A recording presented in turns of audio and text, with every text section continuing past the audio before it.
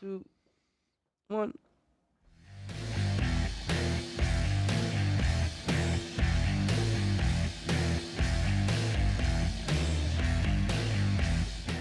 Ladies and gentlemen, there is no Ben, and producer Eric is too shy to come on the microphone. Welcome to Florida's most watched hockey video, everybody. Hockey podcast, the Cats and Bolts podcast. I'm Rod. He's Brent Woltman. And here we are at Podcast Junkie Studios in downtown Boca Raton, Florida, talking hockey. Are you good over there? I'm good, man. I'm good. How are you doing? I'm doing great. I wore Lightning gear to offset your Panthers gear today. I knew that you would be. Listen, why change a good thing? How long are you, as long as I've known you, which is like 4 years, I think, you wear Panthers stuff every day. Or is it just for this show? Listen, I should own shares in Panthers stuff because I have a 9-year-old son that is got more right? Panthers shirts than the rest of his wardrobe. Yeah. But it's kind of like that everyday wear gear. It's not like I intend to do it, but it's, pull over a hat, wear it every day. I'm just checking the YouTube stream here, boys. We are live? We live? We do have some live viewers. We are? Okay. Oh, yeah, there we go. We're good. To the live audience, fire away your questions. We got them. If you want to have, fire so many weird hockey names and we'll try and make Eric say them. That's always fun. Always fun. The title of the show is USA Wins Gold, and that's what we're here to talk about for the Olympics. USA beating Canada 3-2 in overtime. Brent and I watched it together. It's going down in the annals of hockey history as one of the greatest games. My countrymen in Canada are still upset. They're always going to be upset, but it was a boon for Hockey USA. I mean, wow. Listen, I mean, the build up to this game coming into it and it delivered from start to finish. I mean, just awesome. I mean, it was everything that I hoped that game was going to be. And it was unbelievable for the game of hockey. And it's, congratulations to the U.S. team for winning it. Mm-hmm. Although, we were both cheering for Canada. It's still a pretty cool thing to see. I mean, the American team has been put on this pedestal and just praised. I mean, from the 1980 team and now to this team winning the gold and the welcome that they've gotten coming back. It's been pretty awesome. And all in all, man, wow. I mean, how special is our game right now? It's on fire. And by the way, we got 30 minutes to get to a lot of topics today. Travis writes in, says, you! Anybody who's watching, write in with whatever you want. But if you have any questions and comments, you and I are not averse to addressing them. When in Rome. Right, we can certainly handle it. But I'm not going to lie. I'm Canadian by citizen, as are you. Yes. You were born in the States, though. I was born in the U.S., grew up in Canada. Yeah, I'm a dual. I guess it didn't matter. It doesn't matter. Bill Lindsay. Would you hand me Bill for a sec? Here's Bill. Billy Lindsay was on my daytime TV show that airs across Canada every day yesterday. And I did not, you watched the interview. I said to him, who do you cheer for when Canada plays U.S.? He started fidgeting. He started sweating. He's like, that's a complex question. I had the same thing. All my friends in Canada were like, hey, what side of the fence are you on? And I just responded the winning side. Whoever wins. Well, listen, we discussed this on Sunday when we were watching it. And by the way, thanks for the breakfast. Great breakfast, by the way. But I said, I was praying for the matchup. We did a whole podcast last week on was it going to be Canada versus USA. So I was just happy they got there. And then once the game was on, I was like, look, I'm cheering for Canada. But if the USA wins, I live here. I plan to always be here. This is really good for USA hockey. Listen, I think the biggest winner out of all this is hockey in general, right? The sport and the NHL and the spotlight that's been put on it. I mean, let's face it, the Americans winning it is such a great story. You can't hide behind that. Canada's had a long history of winning. Finally, the U.S. has got the monkey off their back. They beat Canada in international play. Here we are. The U.S. team is being praised. They're at the, they went to the White House and attended the speech last night and were praised. And listen, that's awesome. I mean, it just continues to put hockey on there and love it. Love everything about it. I do too. I don't hate it. I don't like seeing, it's not crocodile tears, it's real tears from Canadian hockey fans and the players themselves. I mean, let's look at this. And the women aren't getting their due. The USA women won the gold as well. Was it 3-2, I believe was the overtime score for the gold medal of the women's, 2-1 for the men's. We're talking one goal either way, Brent. You and I both played the game. All the partying, the double-decker buses in South Beach, Club 11, State of the Union, none of that happens if one goal goes the other way. Listen, the great Herb Brooks said it, and we all know the movie Miracle on Ice. He said the best of 7, I think Canada wins that series all day long.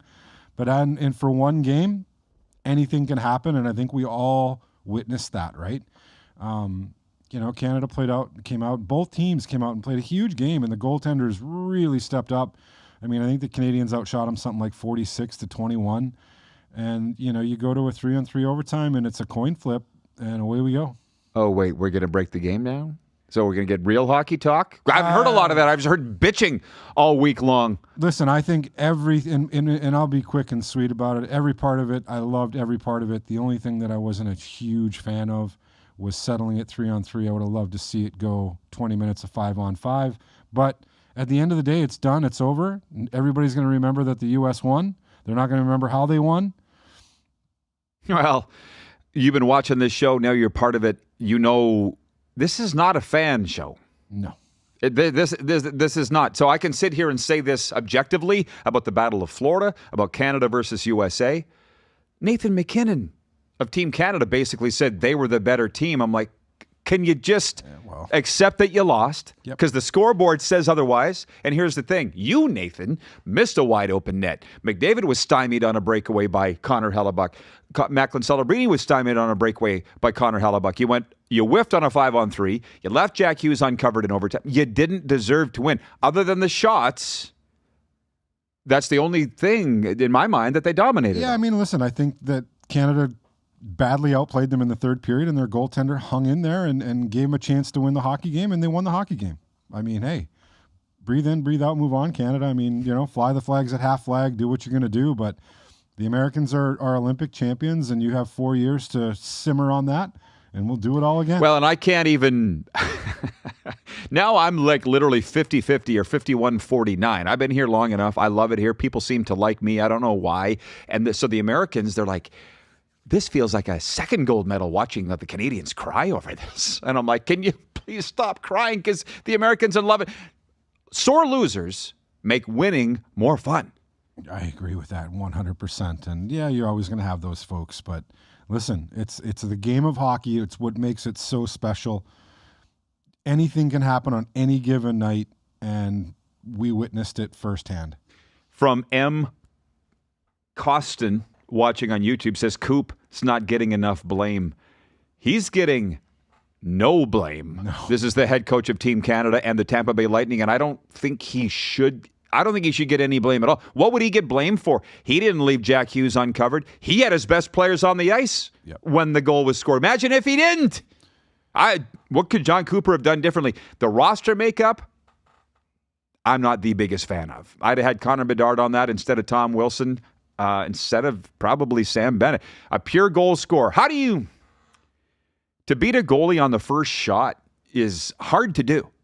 Connor Bedard can do that. You need a sniper in a tournament like that. I think Connor Bedard's time will come. And first and foremost, heartfelt condolences go out to the Cooper family. We just announced today that John Cooper lost his father. Right. So first and foremost, condolences with that. And listen, put the blame on anybody. Come on. I mean, you lost in 3-on-3 overtime in the Olympics.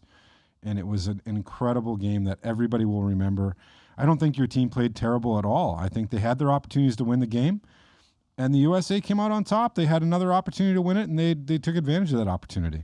It's the only way I can look at it as a hockey fan. Yeah, I know. Trevor Harris is watching from WQAM. You know him from sitting in that seat when Brent's not around. WQAM's Trevor Harris says, hello, friends. What a gold medal game. He double-shifted McDavid. I would, too! How can you? Look, Game 7, what year was it? I want to say 2011. I think the Leafs and the Bruins. The Leafs had a 4-1 lead in the third period of Game 7 and ended up blowing it and losing in overtime. And Mike Babcock was blamed for not playing his stars enough. Listen, I mean, one thing that you said to me is when we went to a 3-on-3 overtime, we all knew that it was going to end very quickly. Oh, yeah. Always does. So what are you going to do? You're not going to put your best players that give you the opportunity to win on the ice? Coop made the right decision. Yeah, I get it. When you lose, you're open to criticism. I don't see anybody criticizing Team USA for anything. Well, yeah, look at Mike Sullivan's coming back to a dumpster fire in New York, and nobody's saying a word to it. He's the absolute hero because he won the gold medal. Plus, it was a dumpster John fire. Cooper's coming back to the best hockey team in hockey right now. Right. Well, and by the way, M. Costin on YouTube says condolences to Cooper. This is, it makes my heart warm. I have a heart, believe it or not. I saw Panthers fans extending condolences to John Cooper today, and I'm like, I love it. I love that so much. This Battle of Florida hasn't gotten to the point that they've lost the class between the two franchises. I think that's a pure reflection on hockey in general. I think from a player standpoint and a fan standpoint, when stuff like that happens, you put your rivalries aside, and it's life. We all live it, and hats off to those guys, first class. Having said all of that, I've got a very good friend who was on my television show today. He's a sports talk host up in Edmonton, Alberta, Canada. He's basically put a bounty on the head of Matthew Tkachuk. He said March 19th, when the Panthers are at the Oilers, he wants to see all the goons called up. He goes, Tampa's doing it. They call up their goons when the Panthers come to town. Why can't we do it? He's mad about the always a bridesmaid, never the bride. Leon, always the brides, from Matthew Tkachuk. He literally said he wants to see Matthew Tkachuk's head taken off. I said to him on my show today, I said, you understand you're inciting violence. I'm okay with that, but I always got in a lot of trouble when I did that. You can't put a bounty on a man's head. Listen, man, I got one thing to say to you. Matthew Tkachuk was stuck in a snowdrift 3 years ago in Calgary. He came to the Florida Panthers. He's gone to 3 straight Stanley Cups. He's won 2 Stanley Cups. He won the 4 Nations. He's now won a gold medal. Say what you want about Matthew Tkachuk, but I'm telling you right now, I don't know a team in the NHL that would not open the doors and take that kid right now. He's done nothing but win. No, and nothing but win. You may not agree how he does it, but come on, man. The guy is at the State of the Union last night. I mean, I don't know where he gets the energy. We wouldn't be having this conversation if he was still in Calgary. He wouldn't have won jack squat if he was still in Calgary. Point that's exactly why he wanted out. By the way, Darren Moose DuPont is watching. You remember the Moose? The Moose. He writes, he goes, it's in there. I've seen it. I think he did a heart emoji. I'm not sure. What's in where? What would he be referring to? Oh, probably talking about you actually having a heart. Oh, thanks, Moose. Yeah, thanks for clarifying. Rod does have a heart. It's secluded and it's cold, but it's there. But anyways, on the Tkachuk thing, have you actually met Caesar, or are you just living through me by proxy? I've met him with you at the games. Okay. On the concourse. I texted Brent. I'm like, the other night when I saw the video of what was going on in 11 down in Miami, I'm like, Caesar's going to end up in the hospital again. He partied so hard, I'm pretty sure he went to the emergency in June with the players. Caesar! I feel like my dad telling me when I was his age. Make better choices. Dial it back, Rod. Yeah. Of course we don't. But, oh my God, Caesar. He was with Matthew Tkachuk on the mic in 11. Freebird. I thought it was Dream On. Dream On, Freebird, one of them. But yeah, he was in there and he was partaking. But yeah, man, make better choices, Caesar. We want to see you. We want to see you on the concourse. You got a long life to live, Caesar. Yeah, buddy. I just love this whole Panther thing, which, by the way, with Alexander Barkov donating $1 million to the Joe DiMaggio Children's Hospital. What? That guy. Special. Oh, yeah. I mean, silent killer. Special. Not a flashy guy, not driving around and being flashy about it, not, partying at 11. He's just, doing things right by the community and by his team. And, again, one of the reasons why he's the leader of this hockey team. Well, hats off to Alexander Barkov, again, donating, reported $1 million. It could be more. They said a 7-figure donation to the Joe DiMaggio Children's Hospital. And it's such an honor to be around these guys. It's such an honor to cover these guys. This culture is real. I think you will attest. Yeah. Of the Florida Panthers. Before we get past it, I just want to also make the comment about, the representation that U.S. made with including Johnny Gaudreau and his kids. Mm-hmm. That tugged at your hearts. And first class all the way for guys doing that. I think it was absolutely fantastic that they did that, and hats off to them. I'll say one last thing before we move on to get the picture ready, Eric, if you don't mind. We'll get that ready right away because we have some special guests that are tuned into the program today. We have Trade Deadline stuff to talk about. The Leafs are coming to town. They're actually in Tampa tonight, in Sunrise Thursday. Actually, I forgot what my point was. So a really nice lady, Kathy, a hockey mom, sent me this photo of the Florida Alliance U12, under 12, AAA team. This is from the Quebec tournament. This would remind me what I was going to talk about. This is from the Quebec tournament, Quebec Pee Wee tournament. You know, Brent, you grew up in Canada. Yeah, this is absolutely. a vaunted, Huge. the biggest hockey tournament in Canada for that age group. When we grew up as kids, we all wanted to play in it, and we're like, Gretzky played in that. Very prestigious tournament. It's by invite Thank only. you. By invite only. 66th annual. Kathy sent this of the Florida Alliance U12 AAAs. They're the first Florida team to win the tournament, boys or girls. How about that? Awesome. Hats off. Great Congratulations, girls. She goes, they'll be so excited if you mention it on the show. So thank you. I love the way that this state has taken to this podcast, sending in your photos and stuff. Keep it going. And I've said to my Canadian comrades, the U.S. is coming, specifically Florida. There's a lot of hockey players here. Listen, I mean, it's awesome. I mean, again, we've talked about it so many times on this show where this culture was 10 years ago was non-existent. I would have never dreamt that we'd be sitting here having this conversation. I don't even know. I don't think I want to know what that was like. I was talking to Panthers staff Saturday when they came back from the break and about exactly that. Yeah. And she said, she's like, 8 years ago. She goes, it was lean. And I'm like, I don't even want to know what was going on then. Was the team broke or what? They're bad? You just never want to see it happen again. I mean, it was a bad situation as a franchise, and from a fan standpoint, it was non-existent.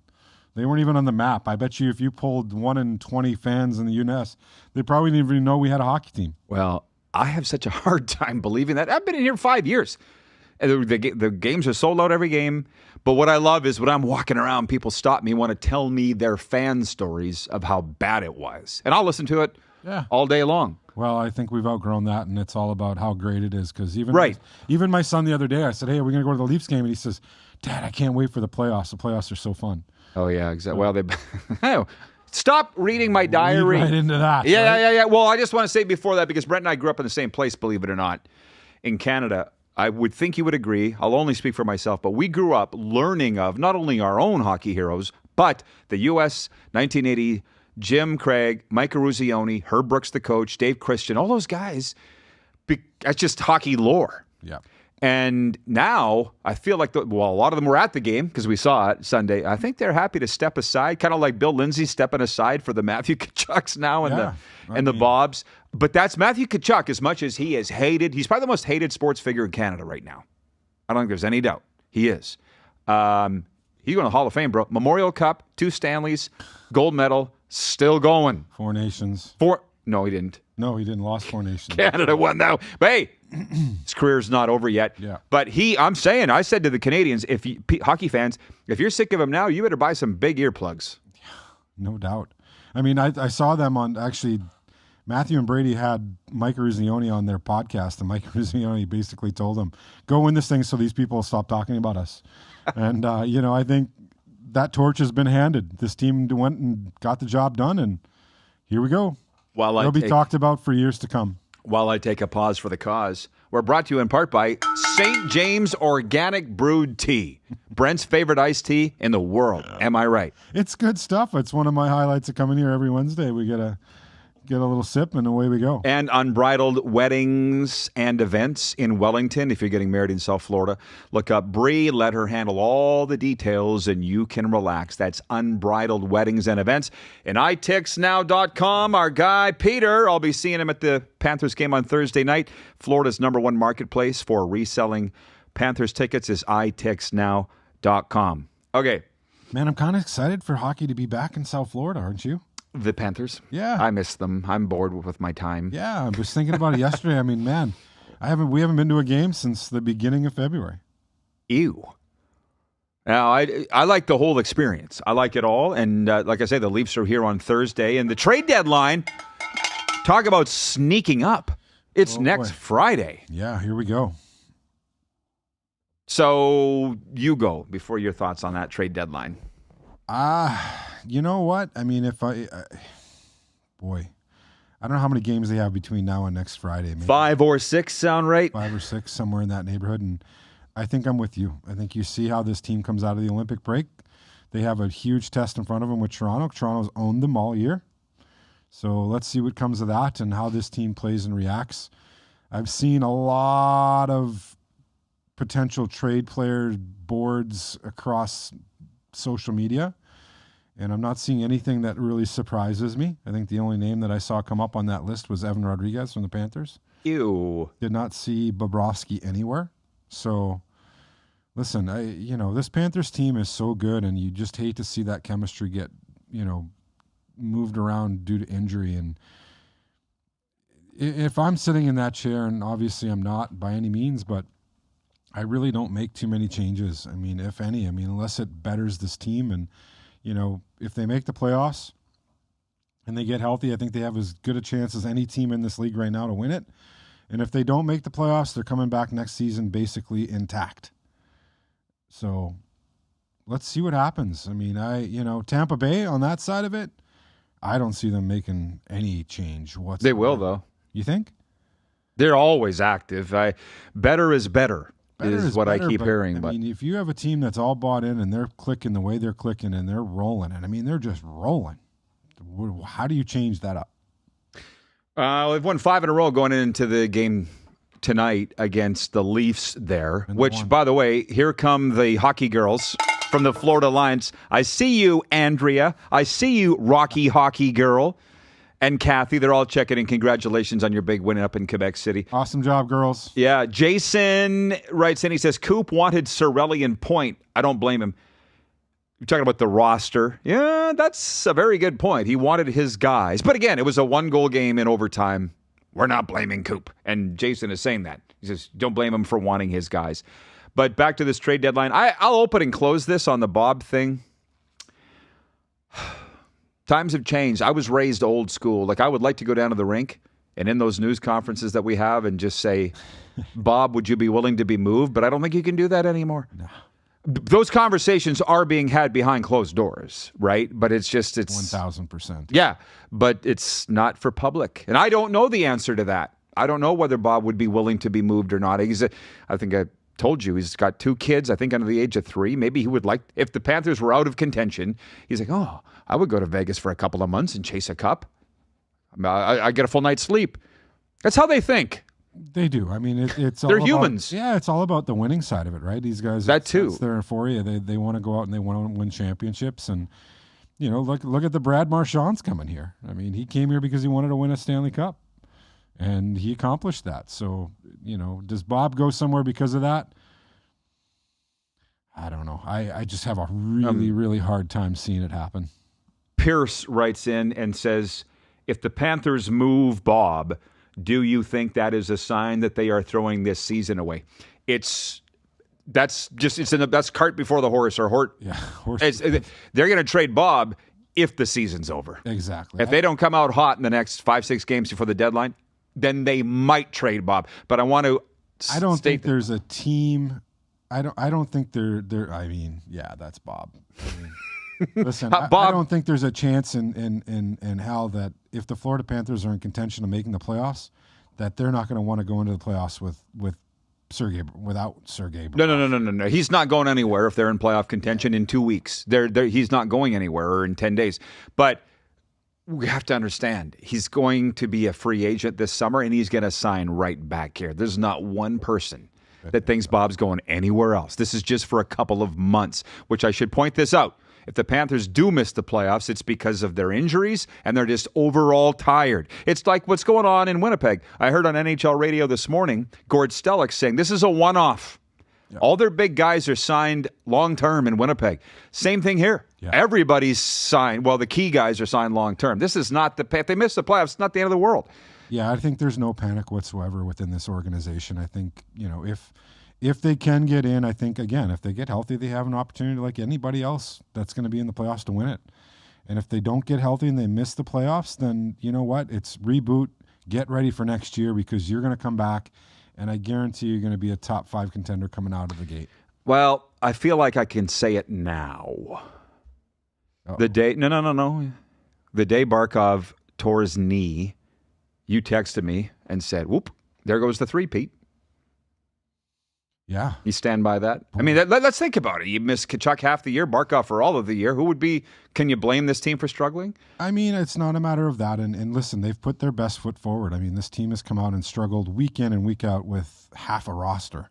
But to lose a guy like Alexander Barkov, man, I mean, that's just, Paul Maurice said it best. He can't replace him. I mean, he's everything. He carries this team on his shoulders, and I've seen him do that night in and night out. Games where we weren't just into it, and he just carries that whole team, and he's that type of player. So, I'm not going to sit here and make excuses, but an Alexander Barkov, huge difference. I mean, obviously you're coming back next year with him healthy, and listen, we make the playoffs. There's no doubt in my mind that man makes an appearance. That's the plan. That's what we've been led to believe. He was skating this week, right? He's been skating for a few weeks. I want to say this about the Lightning, by the way. So they've won 5 in a row going into the game tonight. I don't think they need anything. Let me make this clear. But Julian Brisebois has always been active at the deadline, as has Bill Zito over the past few years. That's why I just think something's coming, but I don't know what. I don't expect they would bring Steven Stamkos back. And your list. So, Brent, by the way, you sent me the list of the top players. Whose was it? Do you recall? Ellen Friedman, I believe. Nick Kypreos. Kyprios. Kipper, the Greek stud. Okay, is this in order of importance by team? By team, okay. Former Lightning, Blake Coleman of the Calgary Flames, and former Panther, Mackenzie Weegar. Shout out Kelly Francis and Charlie. That's Charlie's favorite player, Mackenzie Weegar. I've heard that name being kind of thrown around about bringing him back here. Weegar? Yep. They love him. They do. He's a great player. And Nazem Kadri, who's got cup credentials, as they say. Connor Murphy in Chicago, Andrew Mangiapane in Edmonton, Evan Rodriguez. Again, that's only if the Panthers are out of contention. I love him as a hockey player, man. I love watching him. Yep. He is so slick. Whoever taught that kid to play hockey knew what he was doing.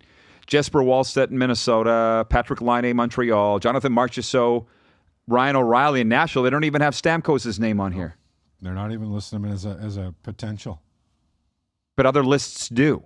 Well, again, it's personal preference, and I mean, I guess Ryan O'Reilly over Stammer. I don't know. I mean, I guess what's your return? That's a very good question. Stammer has not been lighting it up, so he struggled in Nashville, and that's where I'm eating my.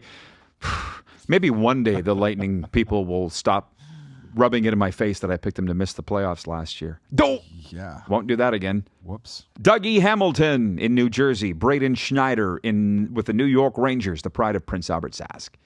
Vincent Trocheck with the Rangers. Phillies Rasmus Ristolainen. Seattle's Shane Wright. Seattle. St. Louis Blues are having a garage sale. Yeah, they are. They're like 9 to 5. Doors open. Memorial Day. Yeah. Sale. What do you? Do we have anything you like here? Jordan Binnington, Justin Falk, Jordan Kyrou, Braden Shen, Robert Thomas. Can you imagine getting rid of those guys? Again, all on expiring contracts, though. That's a full rebuild, and a lot of those guys have been there for a considerable amount of time, and breathe in, breathe out, move on. Toronto, Bobby McCann, Vancouver, Jake DeBruski, Vander Kane, Elias Pettersson, and Winnipeg, Logan Stanley. So these are all teams they consider to be out of it, and I mean, I don't consider the Panthers to be out of it. I'll guarantee you the Panthers don't consider themselves to be out of it. No, and one name that you said on that list that really, really intrigues me outside of Mackenzie Weegar is Shane Wright. Good player. I like him. Young, very young guy. Don't think he's really developed what they thought he was going to be, and I think he's got full potential to be that. And, Bill Zito has been able to develop those kinds of guys. Interesting guy. I like that name. M. Costin says there's no reason to move Erod, Evan Rodriguez, on a decent cap hit for one more year. I don't even know why he's on the list. That shocked me. Yeah, but he's been kind of tossed around with trade bait since they had the cap issues at the beginning of the year, right? I mean, he's kind of that odd man out of that top 6. I guess he's a hell of a hockey player. He is. I love him. I love his night in and night out effort. It's top to bottom. And listen, with this team being depleted the way they are, that guy has stepped up. That's what I'm saying. Huge. But it's a business, Rod. Yeah, that's the difference between you and me. I have a heart, you don't. I have a huge heart. You're a business guy. It just costs me a lot of money when my heart gets involved. Kelly Francis, she says, yes, Bring wigs back. I figured we get that. Yeah, response she was. at some She point. just out of the peanut gallery. Kelly checks. That's her daughter's favorite player, Charlie girl, Mackenzie Weegar. Oh my God. Listen, I did hear that Kulikov is out of a non-contact jersey and had a regular practice today, so that will be a big welcome back. But I still think that you're looking for that defenseman. If the Panthers do anything at the trade deadline, my guess is a top 4D. Okay, and so the Leafs are in Tampa tonight at sunrise Thursday. I have not looked past. What's the weekend sched? Do you know? I didn't get that far. I looked. I think we have 25 games left, and again, it's going to be a sprint to the finish. As we both check our phones. Yeah, I gotta look. I haven't looked at it in so long that it's kind of like, what do we got coming? Friday Sabres here. Okay, Buffalo. That's a must-win game. So you're looking at your schedule moving forward, and you have to beat the teams that are above you, right? So Buffalo's being one of them. Toronto's one of them. I know you got some other folks coming down the aisle. Well, then on the road at the Islanders, at the Devils. Right. Next week at the Jackets. So it's 5 games with the trade deadline being Friday. 5 games they have. Yep. So that's your week ahead, everybody. We're going to find out what this team does ahead of Friday's deadline based on that. M. Costin says, move Boquist and Greer if you know you can't sign him.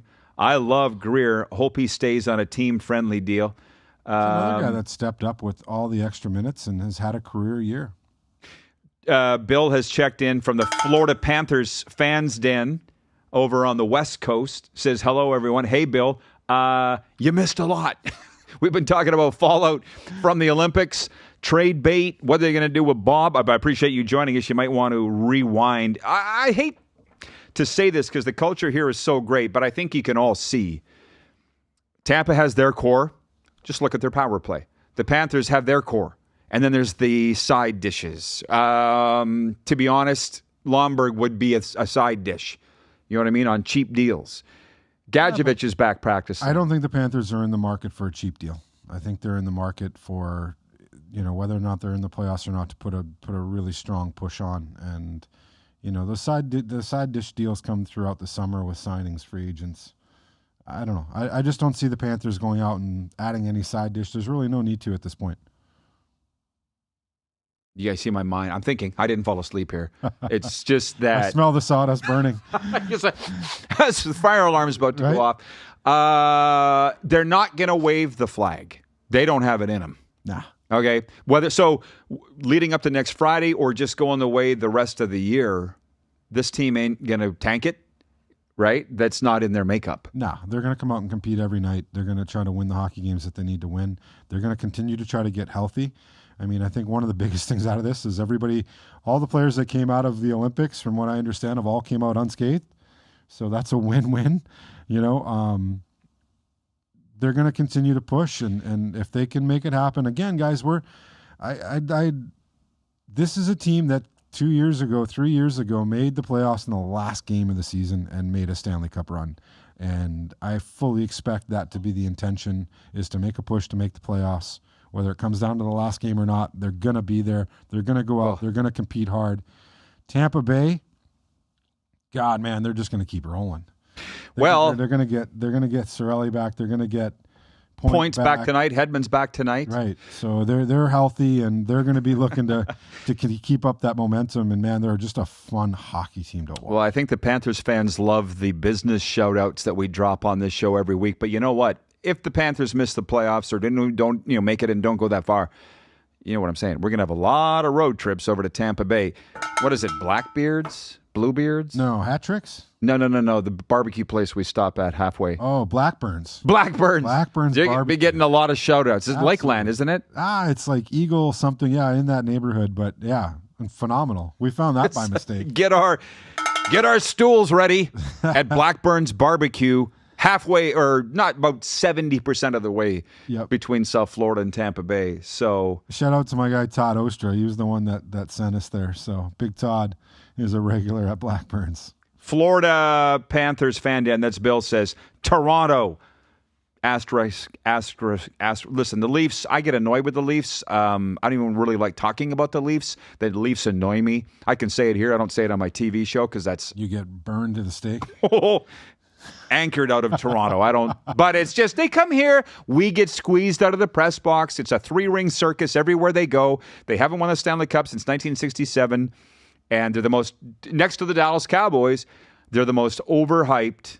Yep. Not producing team in sports. Listen, I'm going to be honest with you. I'm happy it's Toronto coming in here tomorrow night because, you know, they got a little bit of that rivalry going on for the last few years of the playoffs as well, and I think it'll be a great test for this team to get the cobwebs out and get up for a good game. And I expect to go in there because I think Toronto blew them out the first time here, and then they lost up there, and here we go. Well, I think it'll be a great game. Most are, but you say the rivalry.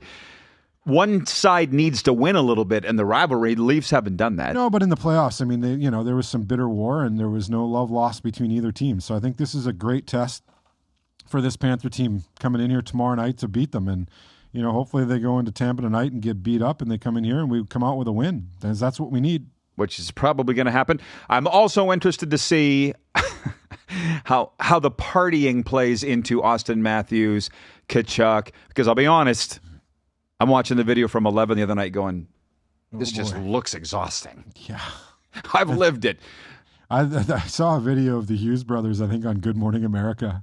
And looking rough. Oh, my God. They looked like death had just stormed over him. And he could barely death, talk. And he's just slamming waters. And I'm going, yeah, 11 will do that to you at 5 a.m. You know? It's a good death. But if there is such a thing. All right.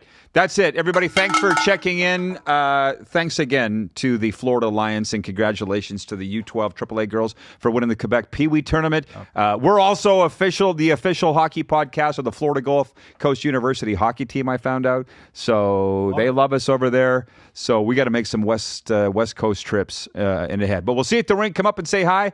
And until then, thanks for joining us, everybody, on Florida's favorite hockey show, Cats and Boats. Missed it. Way wide.